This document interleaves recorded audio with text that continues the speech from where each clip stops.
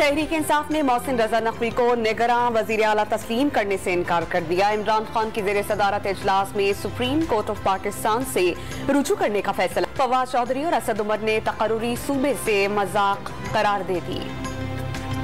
Election commission ने मोहसिन रजा नकवी को निगरां वजीर आला पंजाब मुकर्रर कर दिया। नोटिफिकेशन जारी। स्पीकर ने इंतखाबी इदारे को 4 नाम भिजवाए थे। मोहसिन नकवी का नाम ऑपोजिशन के तजवीज़ करदा 2 नामों में शामिल था।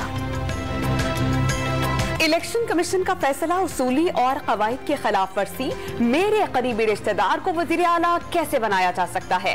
35 लाख रुपए की प्ली बार्गेन करने वाले शख्स से इंसाफ की तवक्को कैसे की जा सकती है? चौधरी परवेज इलाही का सवाल।